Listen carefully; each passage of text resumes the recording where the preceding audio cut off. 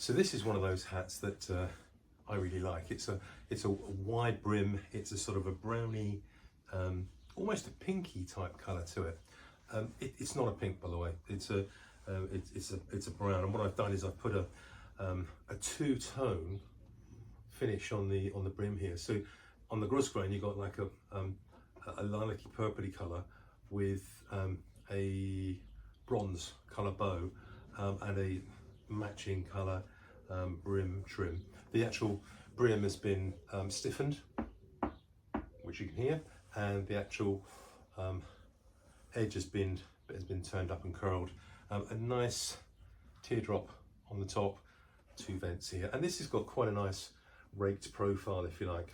The crown height here is a fairly high, 12 centimetres, and the brim depth is 8 centimetres. So quite a nice stylish look and feel to it. Very modern, nice custom liner in there from myself. And let me show you what it looks like on. It's been stiffened quite a lot, so it's gonna withhold its shape, and I think that's a really good look. Now, whether that's a modern cowboy look, or whether it's a festival look, or whether it's just keep the sun off your shoulders look, it's up to you. But I mean, for me, I think that looks very, very nice and quite modern. Up for sale now. When you buy a hat from us, we send it out in a proper hat box. This is one of the custom-made hat boxes that I buy off the shelf, and it's a hat where inside we've actually got a very nice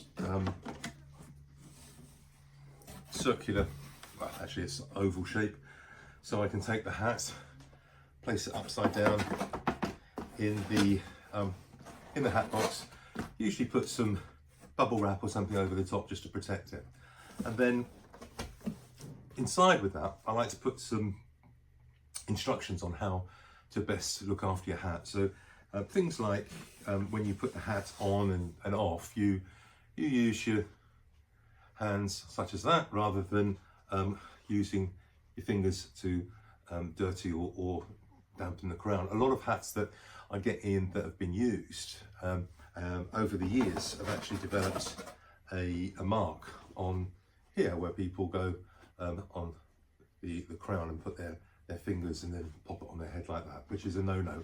Pick it up by the brim and pop it on. Anyway, so a bit of instructions, especially when the hat gets wet. Make sure that you put it down and put it upside down like that, and let it just dry out, not on a radiator, just on a table in a room somewhere. And then once it's actually dried out, use a hat brush to brush it around anti-clockwise to get the dust out and the pile back up, and it'll come back very, very well. Lightly use some steam if you need to, but that's the sort of information that's in the note there. And then a note from myself, not only thanking you for your purchase, which I'm very grateful for, but also pushing you towards my YouTube channel and my website, so that you know that there's ways in which you can keep up to date with any new hats that we've got and any new developments on newsletters and that sort of thing. By the way, if you sign up to a newsletter, we do offer 10% off of any purchases that are made on the website, so it is worth doing just that. And then I pop in one of my business cards. Always good to hear from people that are interested in hats, not only those that have bought hats from me, but also those that are just generally interested in it.